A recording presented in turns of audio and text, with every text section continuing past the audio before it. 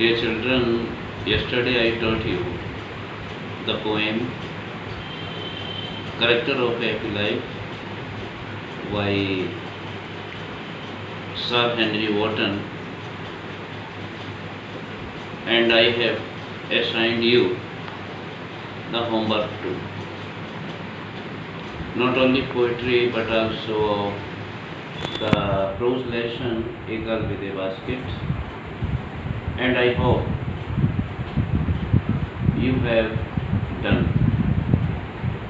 But you did not forward me to get her checked. It is very serious matter because we are providing you the virtual classes. If you are not serious, it will be the very difficult problem for you. So please be serious. All my staff continuously providing you the virtual classes. Okay? This is my advice for you. Now today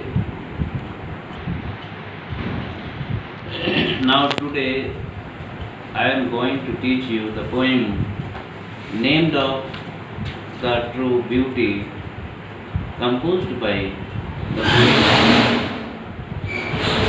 Thomas Carey. So in this poem, the poet Thomas Carey is trying to convey to you what is spiritual beauty, कि आध्यात्मिक सुंदरता क्या होती है, इसके बारे में poet आपको बताने का प्रयास कर रहा है. So now try to understand what does the poet want to say, to appeal to you by the medium of this poetry, the true beauty. Her poet का और हर राइटर का, हर ड्रामाटिस्ट का एक प्रिंसिपल होता है, सिद्धांत होता है. ये चारों लोग नॉवेलिस्ट हो, जर्नलिस्ट हो, पोइट हो, राइटर हो, टीचर हो, the first duty is to improve the society. और जो भी पोइट जिस टाइम का होता है और जिस टाइम में वो पोइट्री लिखता है, तो उस समय वो अपनी राइटिंग में, चाहे वो पोइट्री हो, चाहे वो प्रोज हो, ड्रामा हो, नॉवल हो, वो social, economical and political condition को डिफाइन करने की कोशिश करता है through whether it may be poetry, prose, drama, novel, newspaper, etc. So this poet belongs to the century 18, 17. तो इसमें अब पोइट ये बताना चाहता है कि व्हाट इज ट्रू ब्यूटी. यहाँ समझेंगे, और किसी भी पोइट को समझने के लिए स्टूडेंट को कवि की कल्पना में अपनी कल्पना रोनी चाहिए, तभी वो समझ सकता है. या राइटर है या पोइट है, जब तक छात्रा उस कवि की कल्पना में अपनी कल्पना प्रयोग नहीं करेगा, तब तक वो समझ नहीं पाएगा कि पोइट क्या कहना चाहता है. इसलिए पोइट को समझने के लिए हमें अपनी कल्पना को पोइट की कल्पना के साथ साथ मिलाना होगा। If we want to understand any poet, we will have to employ our imagination with the imagination of the poet. Then we will be capable to understand what does he want to say. तो इसमें आप आइए, आप देखेंगे true beauty क्या है। इसमें poet, ये शायद 12 लाइन की पोएट्री है। ही दैट लव्स ए रोजी चीक और कोरल लिप एडमायर्स और from star like eyes tooth stick fuel to maintain his fires as old time makes these decay, so his flames must waste earth. ये 6 line का अर्थ आप समझेंगे। इन 6 line में poet ये कहना चाहता है कि जो व्यक्ति शारीरिक सुंदरता को एप्रिशिएट करता है, जैसे गुलाब जैसा चेहरा, लाल मूंगे जैसे होठ, बड़ी आंखें और etcetera beauty of the physique, जो भी इनकी प्रशंसा करता है वो गलत, क्योंकि as old time makes these decay, क्योंकि समय के चक्र में शारीरिक सुंदरता नष्ट हो जाती है।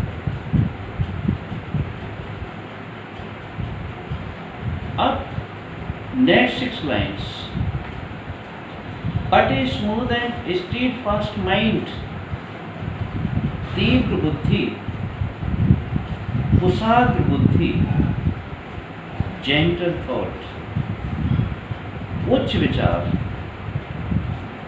एंड काम डिजायर, जिसकी कोई इच्छा न हो, शांत इच्छाएं,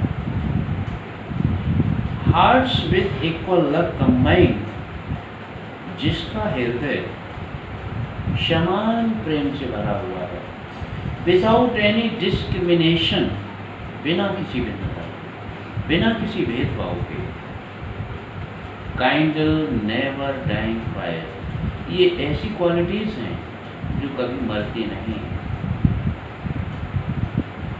where these are not I डेस्पाइज, डेस्पाइज कहते हैं घृणा करना, और जहाँ पर ये चीज़ें नहीं हैं, पोइट ये कह रहा है, थॉमस कह रहे कि जहाँ पर कुशाग्र बुद्धि नहीं, अच्छी सोच नहीं, शांत इच्छाएं नहीं, समान प्रेम नहीं, जहाँ पर ये चीज़ें नहीं हैं, मैं घृणा करता हूँ फिजिकल ब्यूटी की, लवली चीक्स और लिप्स और आइज, इनको मैं घृणा करता हूँ।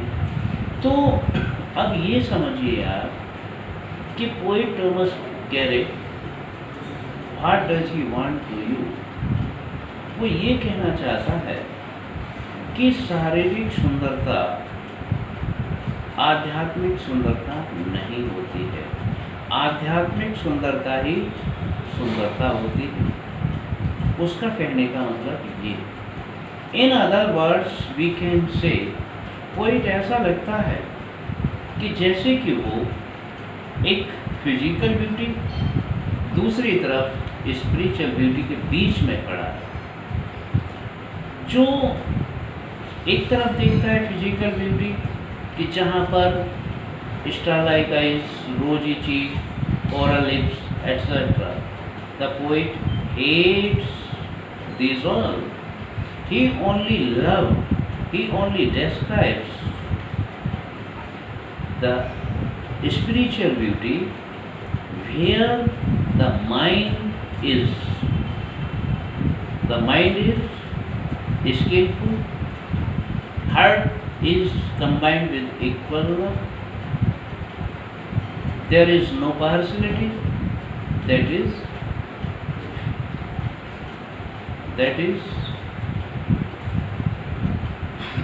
स्पिरिचुअल ब्यूटी, वही सच्ची सुंदरता होती है। तो आप ये ध्यान रखेंगे कि पोइट का कहने का मतलब क्या है कि ये तमाम जो क्वालिटी हैं, मेंटल क्वालिटीज़ हैं, ये कभी मरती नहीं है, लेकिन जो शारीरिक सुंदरता है, वृद्धावस्था आने पर ये तमाम चीज़ें नष्ट हो जाती हैं, जिससे लोग बाद में घृणा करते हैं। लेकिन जो मेंटल ब्यूटी है ये कभी नहीं मरती है और व्यक्ति इससे कभी घृणा नहीं करता है। इसलिए सच्ची जो सुंदरता है, जो स्पिरिचुअल ब्यूटी है, वो है मेंटल ब्यूटी। तो इसको आप एक्सप्लेन करेंगे, छोटी पोएम है, दोनों स्ट्रेंजा को आप एक्सप्लेनेशन करेंगे और सेंट्रल आइडिया की लिखेंगे। अपने वर्ड्स में बोलेंगे, सिंपल वर्ड्स चुनेंगे और पोइट्री के बारे में अपने आइडियाज़ व्यक्त करेंगे। और इसको व्यक्त करने का एक तरीका है कि आप अकेले में किसी कमरे में, मान लीजिए कि यहाँ पूरी सामने आपकी क्लास बैठी हुई है और आप लेक्चर दे रहे हैं, यह सपोज करके आप पढ़ाने का प्रयास करें अकेले में कि मेरे सामने बहुत सारे बच्चे हैं, मेरे सामने एक सभा है, एक कांग्रेस है, कांग्रेस का मतलब समूह है, तो हम लेक्चर दे रहे हैं, उनके सामने उनको बता रहे हैं। तो इससे क्या होता है कि हमारी प्रैक्टिस होती है बोलने की और हमें एनकरेजमेंट मिलता है और हमें बोलने की हमें आदत होती है। नए वर्ड्स हमें मिलते हैं, हमने कोई वर्ड सोचा और हम कहने जा रहे हैं, वो वर्ड्स नहीं है तो उसको नोट करिए कि क्या होगा, उसको डिक्शनरी में देखिए, एक नोटबुक बनाइए। तो नेक्स्ट जो पोएम है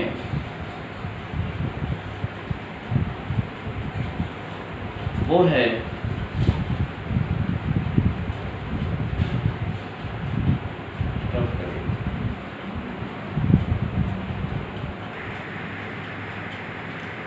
So now I have finished this poem, The True Beauty, composed by the poet Thomas Carey. And if you find any kind of problem, I can repeat it again, but you will have to try to understand. And I shall assign you the homework too. Thank you. Be happy. Be care of COVID-19. I shall meet you tomorrow. Thanks.